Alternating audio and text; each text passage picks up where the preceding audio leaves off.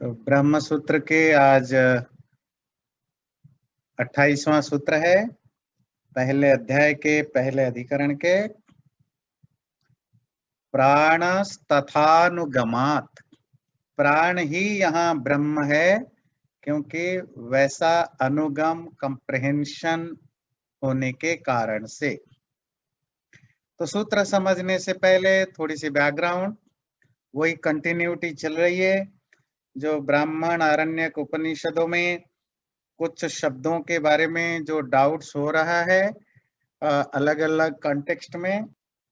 प्राण के बारे में पहले भी आया था, पर यहाँ एक दूसरी प्रॉब्लम है। यहाँ जो जिस कॉन्टेक्स्ट में ये बात हो रही है, ये एक और तरह की प्रॉब्लम है। ये प्रॉब्लम है कि ऐतरेय आरण्यक में तो एक कहानी है। तो इंद्र ने कहा कि प्राणो वा अहम अस्मि ऋषि, हे ऋषि मैं प्राण हूं। फिर आगे आता है प्राणस्तम, तुम भी प्राण हो। प्राण सर्वाणि भूतानि, सारे सारे जो क्रिएचर है वो भी प्राण है। ये जो प्राण है यही सूर्य बन के तपता है, यही विभिन्न रूप में सारे डायरेक्शन में है। अब वो तो ठीक है, प्राण जहां आता है वो ब्रह्म ले लेना, पर यहाँ एक व्यक्ति इंडिविजुअल जो इंद्र है वो खुद बोल रहा है कि मैं प्राण हूं। तो या तो वो जब कहता है मैं प्राण हूं, या तो वो इंद्र है, इंद्र मीन से इंडिविजुअल पर्सन, या प्राण मतलब जो ब्रीदिंग एयर है, जो वाइटल एयर है। अगर थोड़ा बहुत आप उसको मीनिंग को समझने की कोशिश करेंगे, पर ब्रह्म यहाँ कैसे होगा? कोई इंडिविजुअल इंद्र जो देवता है वो ब्रह्म कैसे होगा जो कह रहे हैं मैं प्राण हूं? तो ऐसे सिचुएशन में आप क्या अर्थ करेंगे? शिष्य का प्रश्न है। ये सूत्र कहता है प्राण तथा, यहाँ प्राण भी वही ब्रह्म ही होगा। क्यों? अनुगमात, कि जो कंप्रहेंशन चल रहा है दूसरे कॉन्टेक्स्ट में, दूसरे लिटरेचर में जो बात कही गई है, वहां भी ये प्राण ब्रह्म के बारे में आया है। ये एक दूसरे उपनिषद है, कौशितिक उपनिषद। यहाँ भी इंद्र और प्रतर्दन नामक दो व्यक्ति कन्वर्स एक दूसरे से बात कर रहे हैं। तो इंद्र कह रहा है कि मुझे जानो कि मैं प्राण हूं, प्राणोहम अस्मि ऋषि, मैं प्राण हूं। और प्रज्ञानात्मा, एंड दैट प्राण व्हिच इज इंटेलिजेंट सेल्फ, मुझ में उस प्राण समझ के मेडिटेशन करो, यही इमोर्टैलिटी है। यहाँ तीन क्वेश्चन होते हैं। वो इंद्र है, इंडिविजुअल सोल जीवात्मा है, या प्राण जिसके बारे में बात कर रहा है प्राण है या ब्रह्म है? सूत्र कंक्लूड करता है नहीं, वो ब्रह्म ही है। क्यों? तीन लॉजिक देता है। कॉन्टेक्स्ट ध्यान रखिएगा, ये जो हम 2-3 दिन से पढ़ रहे हैं, इट्स अबाउट उपासना कांड। उपासना के प्रसंग में बात चल रही है। उपासना के प्रसंग में इंद्र की इंडिविजुअल सोल की कौन उपासना करेगा? इंद्र की कैसी उपासना करेंगे?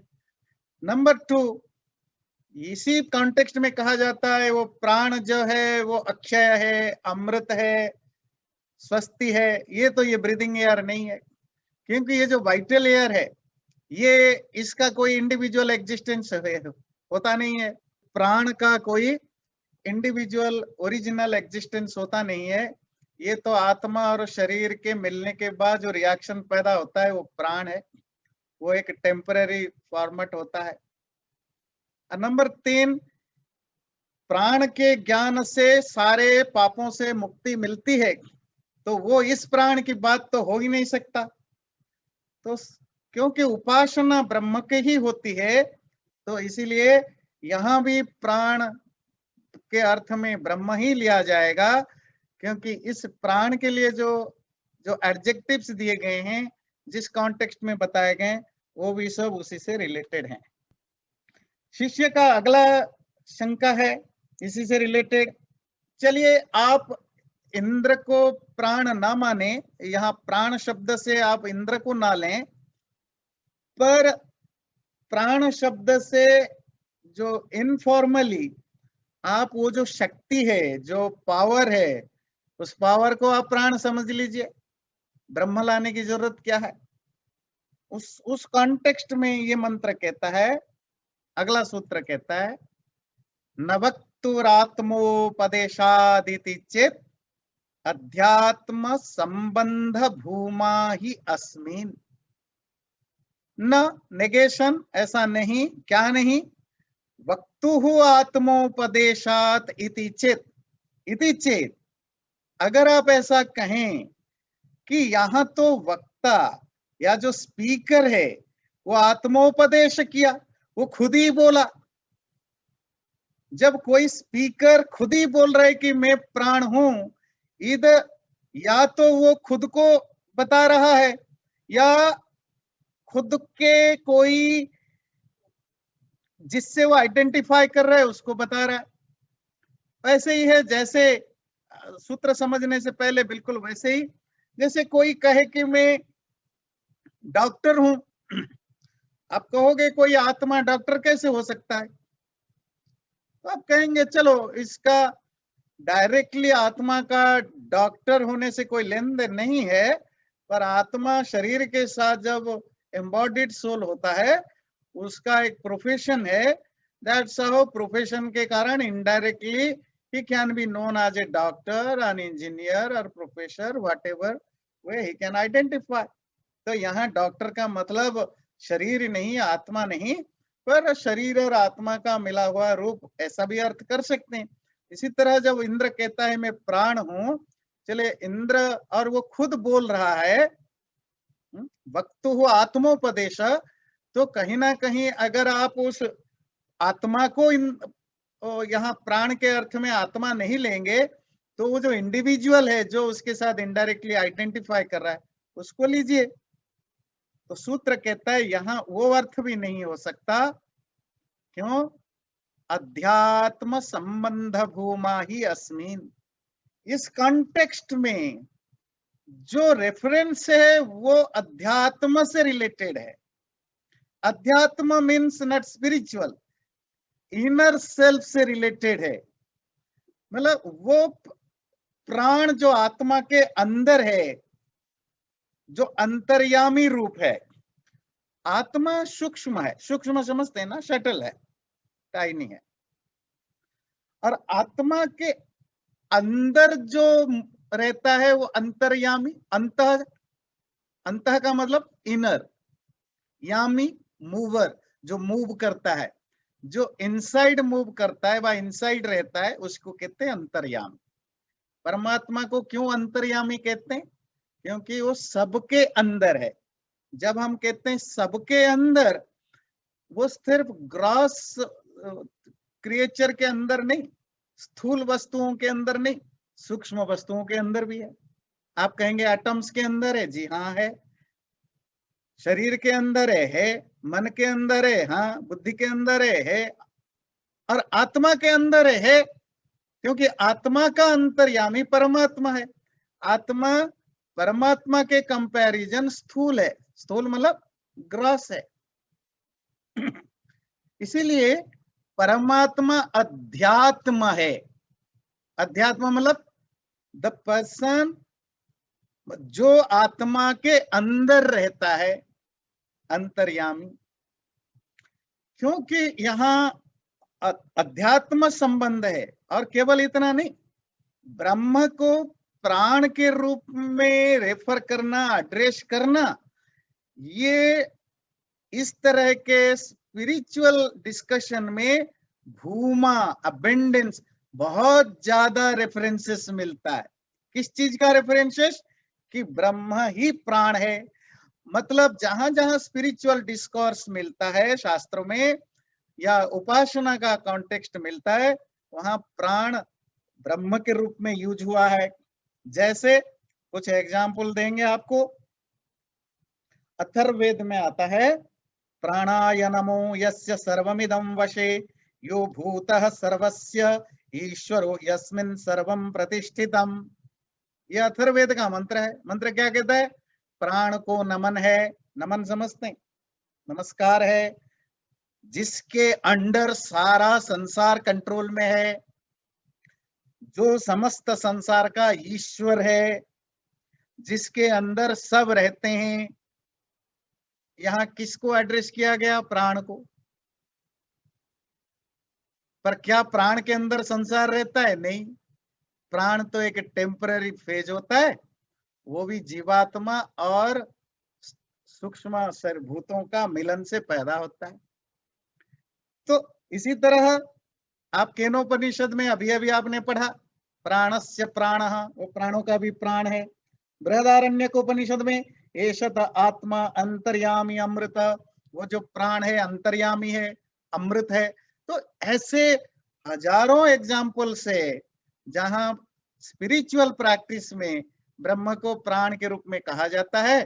तो इसीलिए यहां भी प्राण शब्द से ब्रह्म ही लेंगे। थोड़ा आपको शास्त्रीय लग रहा है, थोड़ा आपको लाइट बना देते हैं सिचुएशन को। मान लीजिए कोई बुजुर्ग माँ बाप हैं, उनका एक ही बेटा या एक ही बेटी है, वो क्या कहते हैं अपने बच्चे को? मतलब अच्छा, एक भी नहीं, जो भी हो, आप जनरली अपने बच्चे को क्या कहते हो? तू तो मेरी जान है। और हिंदी में तो ये जो गर्लफ्रेंड बॉयफ्रेंड होते हैं वो भी बोलते हैं भाई तू मेरी जान है। अब जान मतलब जीवन, जीवन मतलब प्राण। तो एक बच्चा माँ बाप का प्राण कैसे हो सकता है? पर क्या माँ ने जो बोला गलत बोला? नहीं, उसका एक सेंस है। अगर आप उसको लिटरेरी मीनिंग पकड़ोगे तो आपको समझ में नहीं आएगा। हमेशा ध्यान रखिए, शब्द शक्ति अभिधा लक्षणा व्यंजना, है ना। तो माँ ने जब बोला बच्चे को कि तू मेरा जीवन है, तू मेरा जान है, तो वहां उसका भाव है जैसे हमारे एग्जिस्टेंस में प्राण का महत्व है। विद प्राण मतलब लाइफ, है ना। उस प्राण के बिना कोई एग्जिस्टेंस बसता नहीं है। इसी तरह तुम मेरे लिए उतना ही इंपॉर्टेंट हो।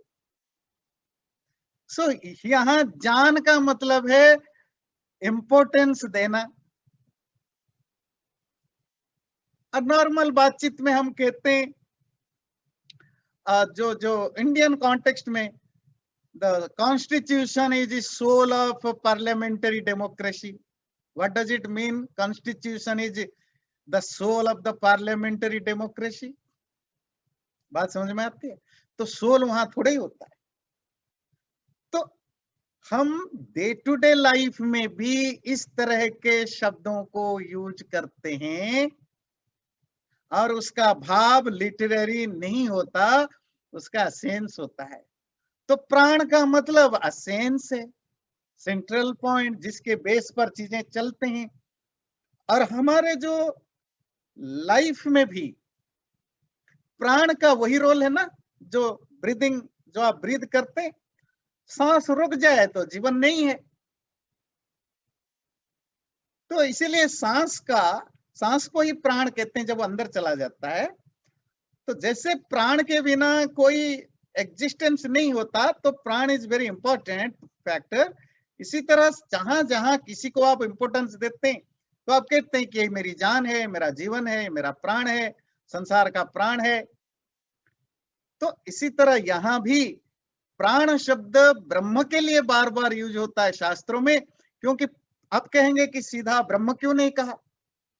पहले हमने डिस्कस किया था ना कि वेद और उपनिषद फिलोसॉफिकल वे में बात नहीं करते, वो पोएटिक वे में बात करते हैं और कॉमन मैन की भाषा में बात करते हैं। आप और हम तो इसी भाषा में बात करते हैं। जब भी हम थोड़े पोएटिक वे में बात करते हैं तो यही भाव है, और कोई इसमें कुछ नहीं। इसी तरह ऐतरेय आरण्यक में आता है, सर्वम ही इदम प्राणेन आवृतम, ये सारा संसार प्राण से ढका हुआ है। तो ज्यादा एग्जाम्पल नहीं देंगे, इस तरह अनेक एग्जाम्पल मिलता है जहां ब्रह्म प्राण के रूप में एड्रेस्ड होता है। कहाँ? स्पिरिचुअल प्रैक्टिस में। तो इसीलिए यहाँ इंद्र भी यहाँ जो अपने आप को प्राण कहता है वो एक्चुअली ब्रह्म को कहता है। अब आपका क्वेश्चन होगा कि ये तो ब्रह्म नहीं कह रहा है ना कि मैं प्राण हूं, ब्रह्म कहता तो समझ में आता। चलो आप कहेंगे ब्रह्म नहीं कह सकता, चलो ये एक पोइटिक वे में कह सकता है। जैसे लास्ट टाइम हम केनोपनिषद में पढ़ रहे थे ना, तो इंद्र ने बोला वायु और अग्नि सब फाइट करने लगे, कौन बड़ा है। ब्रह्म ने कहा अच्छा कि ये तो बड़े घमंड दिखा रहे हैं, गर्व दिखा रहे हैं, इनको रियलिटी दिखाना है। तो थोड़ी है कि ब्रह्म ने बोला या इंद्र ने बोला, ऐसा किसी ने कुछ नहीं बोला। ये तो कहानी है, कहानी के द्वारा बातें समझा रहे हैं ऋषि। तो इसी तरह तो यहाँ अगर आपको कहानी के रूप में ही रखना था तो बोलते ब्रह्म ने कहा कि मैं प्राण हूं। इंद्र कहाँ है? इंद्र क्या, इंद्र कौन क्यों बोला ऐसा? फिर इंद्र को कैसे आप ब्रह्म मान लोगे? चलो प्राण को ब्रह्म मान लिया, इंद्र को कैसे ब्रह्म मान लोगे? तो उसके लिए कहते हैं अगला सूत्र लेंगे, शास्त्र दृष्टिया तूपदेशो वामदेववत्। शास्त्र की दृष्टि से इस तरह के उपदेश, इस तरह का इंस्ट्रक्शन बहुत नेचुरल होता है, जैसे कि वामदेव ने कहा है। इसमें दो चीजें हैं, लोक व्यवहार में और शास्त्र में, दोनों में उनकी स्टाइल में थोड़ा फर्क होता है। खास करके जो वैदिक लिटरेचर है, क्योंकि वो बहुत ज्यादा पोएटिक होते हैं, वो हमेशा अलंकारिक भाषा में बात करना पसंद करते हैं। प्राचीन काल में जितने भी लिटरेचर, वो रिलीजियस हो या सेक्युलर लिटरेचर हो, सेक्युलर मीन्स मैथमेटिक्स से रिलेटेड या मेडिसिन से जो आयुर्वेद के लिटरेचर, अब उनको भी पढ़िए, ज्योमेट्री से रिलेटेड, आर्किटेक्चर से रिलेटेड, वो सब श्लोक में लिखे गए हैं।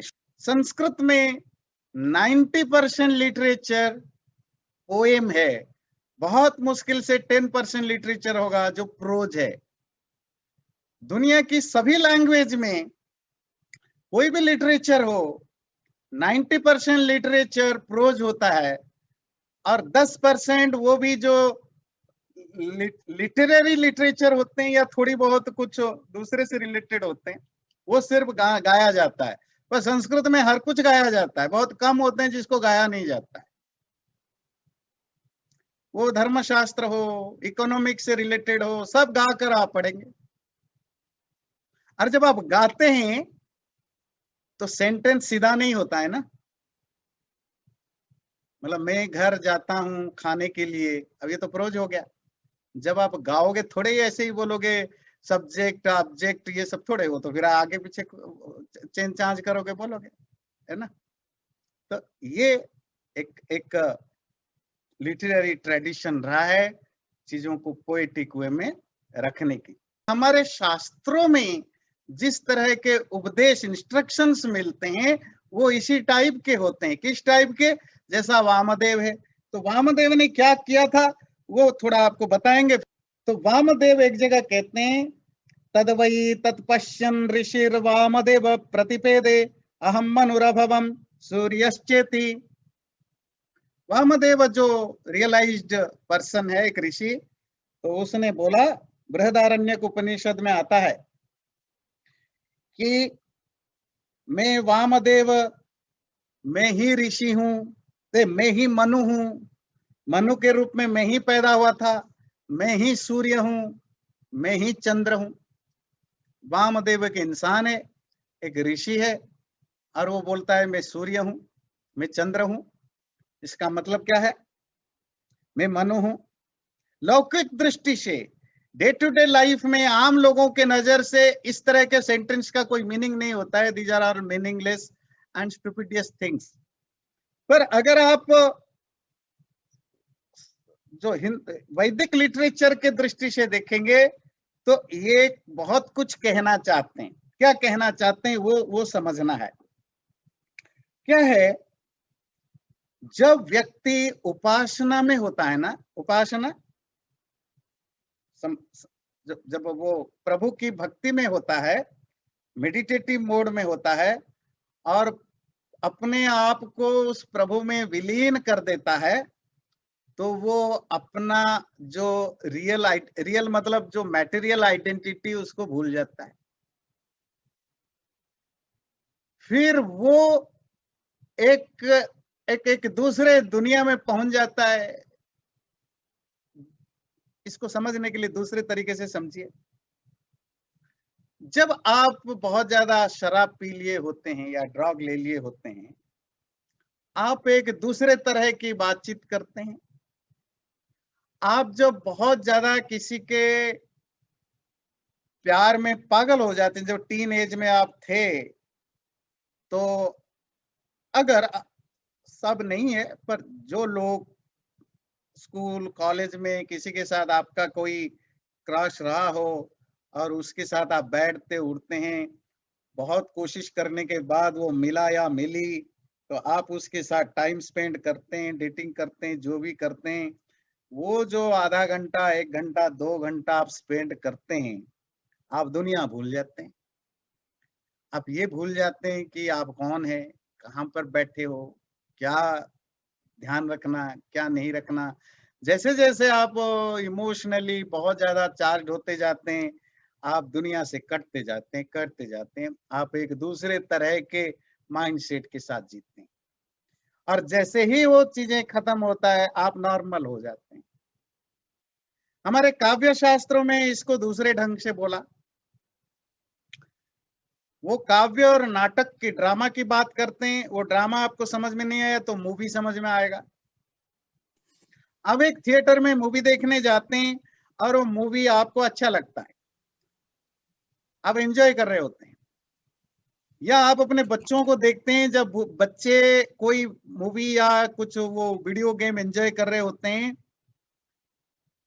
वो अपना सुपर हीरो के वो मूवी के अंदर इतना घुसे हुए होते हैं, उनके हीरो को अगर विलियन मारता है तो वो खुद चिल्ला उठते हैं और चिल्लाते हैं अपने हीरो को सपोर्ट करने के लिए, मारो उसको, मारो इसको, मारो इसको। करते हैं ना, अभी करते होंगे। उस समय वो डूबा हुआ होता है। जब आप एक पैथेटिक सीन देखते हैं, ट्रेजेडी सीन देखते हैं, तो आपके आंखों में आंसू आता है जब इमोशनल चीजें देखते हैं। बहुत सारे होंगे जिनके आंखों में आंसू आ जाते होंगे। आंसू क्यों आता है? और जैसे ही आपको पता चला आपके अगल बगल में कोई बैठा है, तो आप आंखों को पोंछ के मुंह छुपा देते हैं।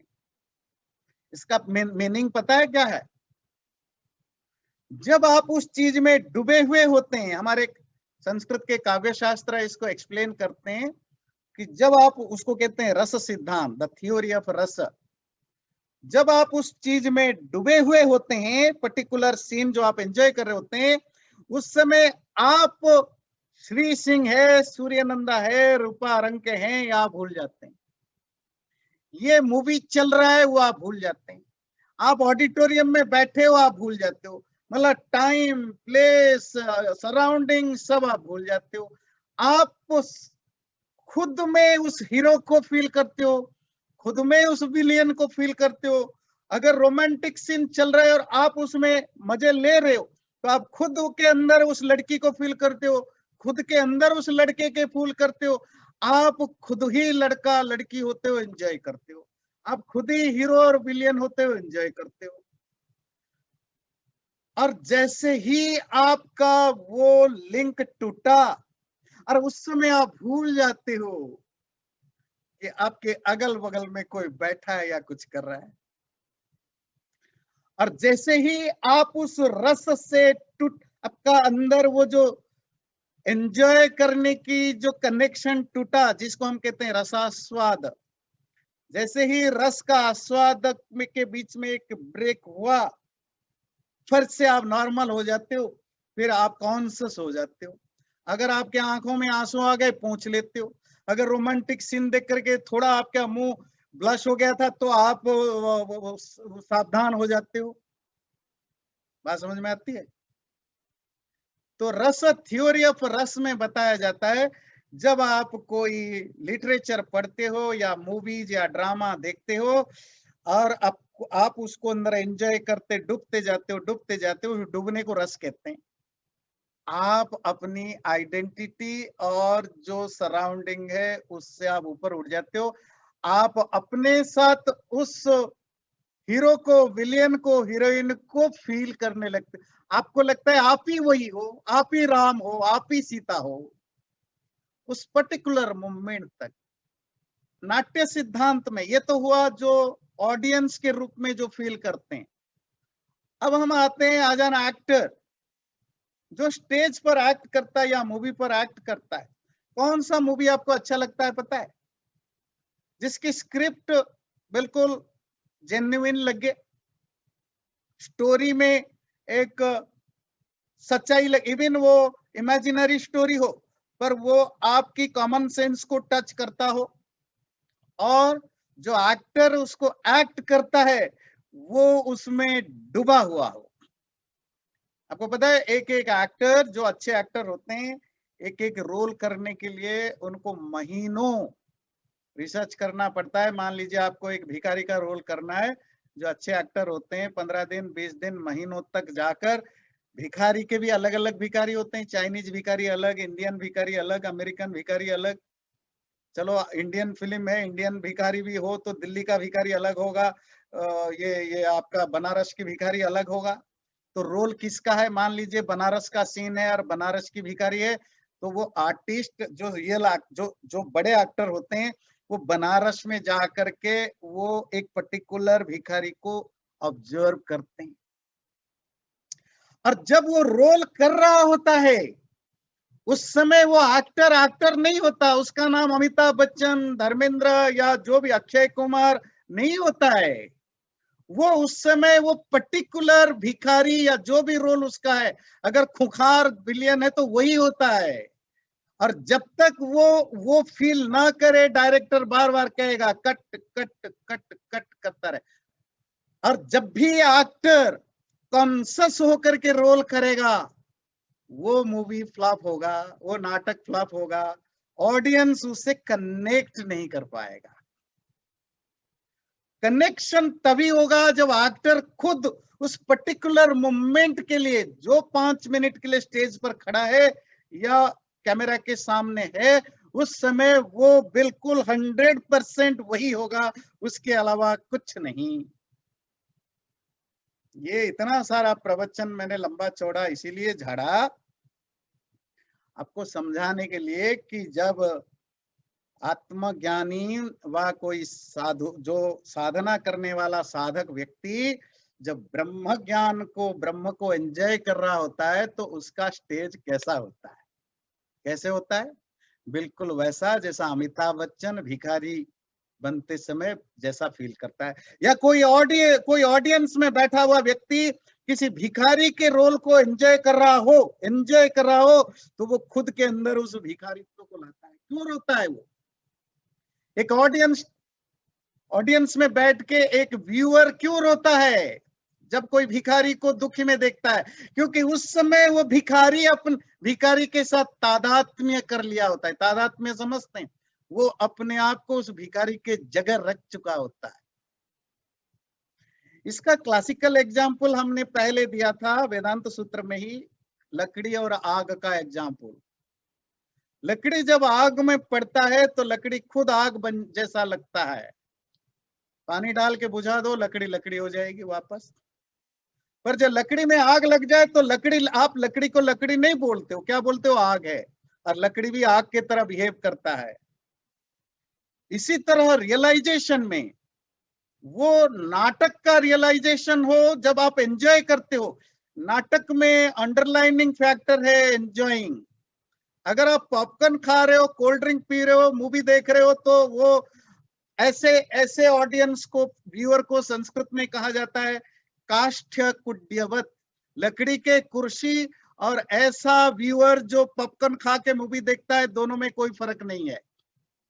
कहते हैं chairs and tables made of wood and viewers which are very not enjoying the thing, वो दोनों एक ही होते हैं। और उनको बहुत बुरा ऑडियंस माना जाता है, व्यूअर्स को। जब व्यक्ति आत्मा को, परमात्मा को एंजॉय कर रहा होता है, उस पर्टिकुलर मोमेंट में वो अपने आप को उससे तादात्म्य कर लेता है। फिर क्या कह बैठता है? अहम ब्रह्मास्मि। या कभी वो ये भी, अगर वो प्राण के साथ अटैच कर लेता है, आइडेंटिफाई कर लेता है प्राण की साधना में, कहता है अहम प्राणो अस्मि, प्राण हूं। बात समझ में आती है?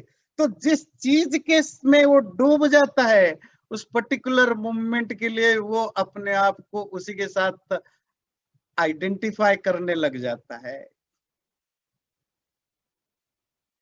तो वामदेव जब बोलता है कि मैं सूर्य हूं, इसका अर्थ नहीं कि वो सूरज है, बस वो पर्टिकुलर मोमेंट में वो सूरज के साथ अपने आप को आइडेंटिफाई कर रहा होता है। बात क्लियर हो रही है? जब आप अनुभव में होते हैं, और ये चीजें शास्त्रीय चीजें होते हैं, ये आम लोगों की भाषा में ये आम लोग समझ नहीं सकते, या आम बातचीत में इसका अर्थ दूसरा होगा। उपासना के समय उपासक और साधक जब परमात्मा में, ब्रह्म में ध्यान लगाता है, और जब वो उसको रियलाइज करने लगता है, उस पर्टिकुलर मोमेंट के लिए वो बोल बैठता है हम ब्रह्मास्मि। जैसे वो एक आता है ऐतरेय आरण्यक में, तद यो हम सो असौ, यो असौ सो हम, मैं वही हूँ, वो जो है मैं भी वही हूँ। बिल्कुल वैसा नाटक में दर्शक जब राम की कैरेक्टर को देख करके खुद में राम सोचता है, सुपरमैन की रोल देख करके वो बच्चा सुपरमैन फील करता है ना? उसी तरह का वामदेव का एग्जाम्पल देकर समझाने की कोशिश की। इंद्र वहां खुद, इंद्र मतलब वहां जीवात्मा, वो खुद रियलाइजेशन में अपने आप को प्राण कहता है, ब्रह्म कहता है। वहां प्राण शब्द इसीलिए यूज किया, प्राण का जैसा रोल जीवन में होता है, ब्रह्म का वैसा रोल होता है। वो अपने आप को ब्रह्म की जगह वो प्राण कहता है। अगला सूत्र, जीव मुख्य प्राण लिंगान नेति चेत न उपासा त्रैविध्यात आश्रितत्वात इह तत्योगात। इसकी कॉन्टेक्स्ट को थोड़ा समझते हैं, इसको बैकग्राउंड को, फिर सूत्र पर आएंगे।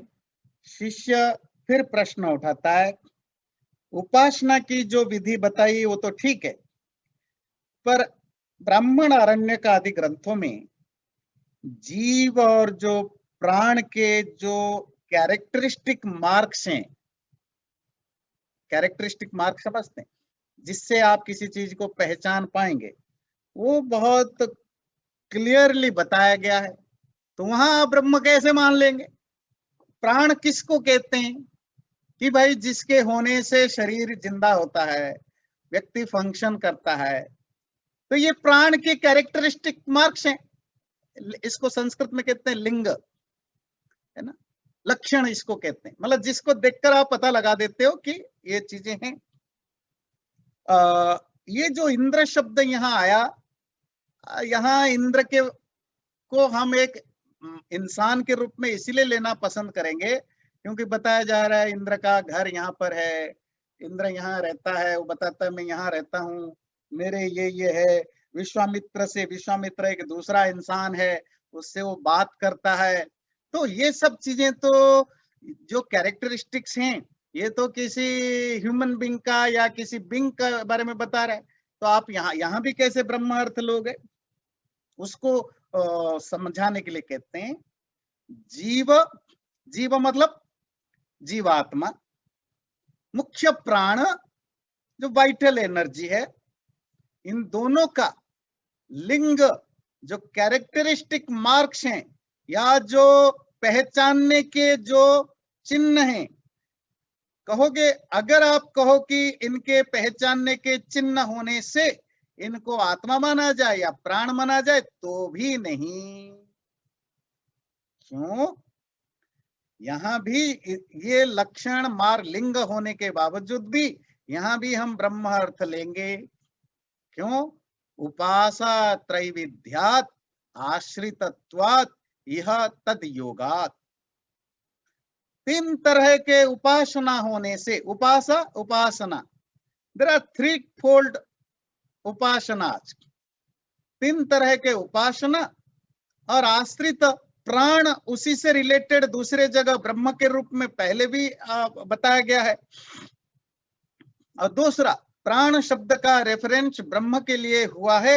ये 3 आर्गुमेंट हम आपके सामने रखना चाहते हैं, ये सिद्ध करने के लिए कि या इवन आत्मा या प्राणों के लिंग पहचानने के चिन्ह होने पर भी वहां वो प्राण या आत्मा एक्चुअली मीनिंग नहीं होगा, वहां ब्रह्म मीनिंग होगा।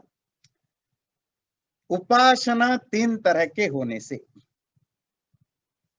परमात्मा की जो उपासना है वो 3 तरह से मानी जाती है। एक डायरेक्ट उपासना, एक इनडायरेक्ट उपासना और एक एक्सटर्नल उपासना, बाह्य उपासना।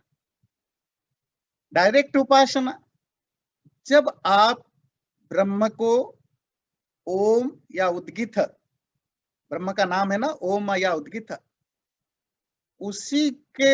उसी को जप करके व उसी के द्वारा ही आप उसी को चिंतन मनन करके उसकी मेडिटेशन करते हो, ये डायरेक्ट उपासना है। दूसरी जो उपासना की पद्धति है जो थोड़ा इनडायरेक्ट है, इसको कहते हैं यज्ञांग प्रतीकोपासना। यज्ञ प्राचीन काल में तो ये आजकल के तरह जो पूजा पद्धति वो नहीं थी। पहले जमाने में जो पूजा की, वर्शिपिंग की जो मेथड था वो यज्ञ था। आज की भाषा में कहेंगे जो कर्मकांड है, रिचुअल है। रिचुअल्स को करना, यज्ञों को करना भी स्पिरिचुअलिटी का एक मार्ग होता था। ध्यान दीजिए, आप जो यज्ञ करते हैं ना, आप क्यों यज्ञ करते हैं? कर्मकांड के लिए आहुति देते हैं, वो करते हैं, तो इट्स ए रिलीजियस पर्पस। बस उसी यज्ञ को अगर आप स्पिरिचुअली भी करें तो दैट यज्ञ will be your instrument. The way जो बिना यज्ञ के ओम या उद्गित के जप से सीधे परमात्मा की उपासना करते हैं, कुछ लोग यज्ञ के द्वारा उपासना करते हैं, यज्ञ की आहुतियां देते हैं, यज्ञ के जो मंत्र पढ़े जाते हैं उनके मंत्रों को, भाव को समझ के परमात्मा के गुण कर्म स्वभावों को उन मंत्रों के द्वारा समझते हैं। और इदन्न मम जो भाव है, इदन्न मम समझते हैं ना, जो हर मंत्र के एंड में आता है, this is not mine, this is not mine, this is not mine. ये जो नेगेशन, थ्योरी ऑफ नेगेशन, नेति सिद्धांत, ये मेरा नहीं है। यज्ञ में तो आप बोलते हो एक्सटर्नली, ये जो घी सामग्री या जो कुछ मैं ऑफर कर रहा हूं ये मेरा नहीं है। पर जब आप इसका तो सिर्फ इतना मीनिंग नहीं है ना, स्पिरिचुअली इसका मतलब क्या है? इस संसार में कुछ भी मेरा नहीं है। पर संसार में कुछ भी मेरा नहीं, ये तो सुपरफिशियली बोलना मानना होता है। रियलाइज कैसे करोगे? एक एक चीज को आप छोड़ते जाओगे ना। अच्छा, ये घर मेरा नहीं है, तेरा है, आप रियलाइज करते हो, है ना। धीरे धीरे आप, ये शरीर मेरा नहीं है, तेरा है। पहले आप बड़ी चीजों से, ग्रॉस से शटल की ओर आते हो। जब एक एक चीज को इदन्न ममा, ये मेरा नहीं, ये मेरा नहीं, ये मेरा नहीं करते जाओगे तो जो बच जाएगा वो तुम ही हो। That is another way. पर वो थोड़ा सा इनडायरेक्ट है। इस उपासना में आप सीधा ओम और उद्गित नहीं बोलते, आप मंत्र बोलते हो, आहुतियां देते हो, और इन मंत्रों में जो विचार आता है वो सीधा डायरेक्ट परमात्मा के डायरेक्टली कनेक्ट करके बात नहीं करता है, तो यहाँ इनडायरेक्ट मीनिंग होती है। ये भी एक तरह की उपासना है। तीसरे तरह की उपासना है जब आप यज्ञ या ओम को के बिना दूसरे तरीके से उपासना करते हो। कोई प्राण को इंस्ट्रूमेंट बना के उपासना करता है, कहते हैं ना प्राण साधना। मतलब आप प्राणों पर फोकस करते हो। कोई मन को सेंटर बना के उपासना करता है। कोई ये जो आपकी क्या कहते हैं, ये जो भ्रूमध्य है, जो सेंटर ऑफ योर आईब्रोज, ये तो एक्सटर्नल है ना, भ्रुकुटी, भ्रुकुटी, या ये जो आपकी टिप ऑफ नोज है, अब इसमें फोकस करते हो। अब ये तो ना डायरेक्ट साथ उपासना हुई, ना यज्ञ के तरह इनडायरेक्ट हुई है, एक्सटर्नल है, इसके द्वारा भी उपासना करते हो। सो उपासना तीन तरह के होने से जिस जिस माध्यम से उपासक उपासना करता है उन चीजों के साथ अपने आप को आइडेंटिफाई करता रहता है, पर उद्देश्य क्या है? ब्रह्म है। अगर वो प्राण के द्वारा उपासना करता है तो प्राण वहां ब्रह्म है। सूर्य के द्वारा उपासना, अगर आप सूर्य को ही अपना ऑब्जेक्ट ऑफ मेडिटेशन बनाओगे तो Surya is your instrument. Tip of nose बनाओगे तो no, this is your instrument. तो उपासना के तीन तरह के होने से, क्योंकि तीन तरह की उपासना है, पर तीनों उपासना का उद्देश्य, गोल, पर्पस और जो अचीवमेंट की जो ऑब्जेक्ट है वो ब्रह्म है। इसीलिए इन उपासना, जब आप प्राणों के द्वारा उपासना करते हो, प्राणों का डिस्कशन होता है, तो वहां प्राण एक्चुअली आज इंस्ट्रूमेंट नहीं। अगर वहां आता है कि प्राण ही सब कुछ है, सब कुछ प्राण में है, तो it's not talking about the breathing air. Breathing air is an instrument. उस ब्रीदिंग एयर के थ्रू उस ब्रह्म को पाना चाहता है, जाना चाहता है फोकस करके। इसीलिए वो ब्रीदिंग एयर के साथ जब तादात्म्य बनाता है, जब वो उसके साथ पहली स्टेज में आइडेंटिफाई करता है, वो बोलता है मैं प्राण हूं। और इवन जब वो ब्रह्म को प्राप्त कर लेता है, रियलाइज करता है, तो भी वो ब्रह्म को प्राण के रूप में डिस्क्राइब करता है। आप जिस चीज को फोकस करते हो ना, आपको और एक लोकल एग्जांपल देते हैं। सपोज आप पैसा खोर आदमी है, पैसा खोर समझते हैं मतलब मनी माइंडेड पर्सन। आपको हर चीज में एक एक व्यक्ति मिला, मैं आपको दोस्त हाइपोथेटिकली बात कर रहा हूं, पर ऐसे लोग बहुत हैं। उसको उपनिषद पढ़ना बड़ा अच्छा लगा, पर वो मनी माइंडेड है, तो वो उपनिषद में भी मनी ढूंढेगा ना। मैं एक बनाता हूं, इंस्टीट्यूशन बनाता हूं, अलग अलग जगह आपका उपनिषद पर प्रवचन करेंगे, टिकट रखेंगे $50 $60 का, और जितना इनकम होगा 50% आपका, 50% मेरा। अच्छा, बाय द वे, ये जो मैंने बोला, ये भारत में आपको पता है, ये जो कथाकार कथा करते हैं ना, बड़े बड़े प्रवचक, ये पता है कैसे इतना फेमस हुए? ये तो सारे आम छोटे मोटे लोग ही थे, मतलब फाइनेंशियली, तो इतने ऊंचा कैसे पहुंचे? शुरू में यही हुआ, जब वो छोटे मोटे प्रवचन करते थे, किसी पैसा खोर आदमी को उनका प्रवचन अच्छा लगा, बोला बाबा जी, आचार्य जी, आप बड़ा अच्छा बोलते हो, इसमें बहुत पैसा मिलेगा।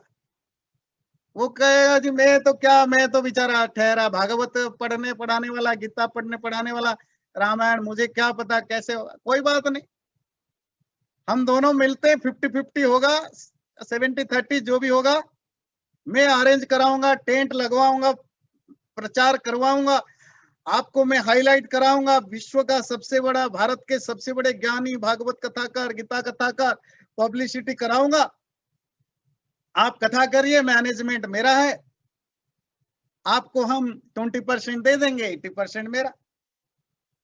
वो आदमी शुरू में क्यों आया था जी? ब्रह्म ज्ञान लेने के लिए। बाद में ब्रह्म ज्ञान को बेचना शुरू कर दिया। हर चीज में उसको मनी दिखता है, ब्रह्म ज्ञान में भी उसको मनी दिखता है। बच्चे को भी वो ले जाते हैं, ऐसा कुछ करके पैसा ले आते हैं, बच्चों को दिखाकर भी। मतलब हर चीज में उनको पैसा दिखता है। इसी तरह कुछ लोग होते हैं जो हर चीज में उनको, जब आप ब्रह्म को रियलाइज करके हो, जैसे पैसा खोर है ऐसा ब्रह्म खोर भी हो सकता है ना कोई। जब आप ब्रह्म खोर हो गए तो आपको फिर हाथी में भी ब्रह्म दिखता है, आदमी में भी ब्रह्म दिखता है, प्राण में भी ब्रह्म दिखता है, सूरज में भी ब्रह्म दिखता है। बात समझ में आ रही है? तो फिर आप जिसको भी इंस्ट्रूमेंट बना के आगे बढ़ते हो, जब आप रियलाइज करते हो, फिर आप उसी में ब्रह्म दिखता है। कल तक तो आपको प्राण लगता था, आपको प्राण में भी ब्रह्म दिखता है। तो यही वो कहना चाहता है कि वामदेव आदि जैसे, ये अकेला इंद्र ने ऐसा नहीं बोला, ऐसा हमारे यहाँ शास्त्रों में बहुत होता है जहां इस तरह की चीजें होती हैं। क्योंकि आज ये पहला पाद पूर्ण हुआ, तो उसको समराइज्ड करके अगर दो चार लाइन में बताएं। शुरू में इस पाद में बताया कि ब्रह्म होने का क्या है या नहीं है तो क्या उसके कॉजेस हैं। जब ब्रह्म होने की एग्जिस्टेंस की प्रूफ साबित हुआ, फिर सवाल है कि वो ब्रह्म कैसा है। सत्य चित आनंद स्वरूप है, उसको एस्टैब्लिश किया। ब्रह्म को सत्य साबित करने के बाद चित्त साबित करके उसको उन्होंने मैटेरियल वर्ल्ड प्रकृति से अलग दिखाया। आनंद, ब्रह्म का आनंद स्वरूप को एस्टैब्लिश करके उसको जीवात्मा से अलग दिखाया। उसके बाद कुछ सूत्रों में डिस्कशन हुआ ब्रह्म और आत्मा कैसे एक दूसरे से अलग अलग हैं। उसके बाद आए कुछ ऐसे प्रसिद्ध तत्व जो ब्रह्म जैसा लोगों को लग सकता है, शास्त्रों में आता है, जैसे आकाश है ना, ज्योति है। तो उन सब चीजों के बारे में डिस्कशन किया। फिर जो डिस्कशन लास्ट में हुआ कि वैदिक साहित्यों में जो अलग अलग प्राण, आकाश, ज्योति और भी बहुत सारे चीजें ऐसे हैं जो इस तरह के उनको डिस्क्राइब किया गया मानो यही संसार का सब कुछ है। तो वो शब्दों की क्या एक्चुअल इंटरप्रिटेशन होगा, उसको कोशिश समझाने की कोशिश की। आज जो हमने पूरा किया वो उसी से रिलेटेड था। आगे के कुछ सूत्र इसी से तरह कंटिन्यूटी में रहेंगे। कुछ शब्द जो कंफ्यूजन पैदा करते हैं वैदिक साहित्य में, उनका एक्चुअल मीनिंग क्या है। फिर हम दूसरे और भी बहुत सारे टॉपिक हैं वो हम डिस्कशन करते रहेंगे। चैनल को सब्सक्राइब जरूर करें और वीडियो अच्छा लगे लाइक भी जरूर करें।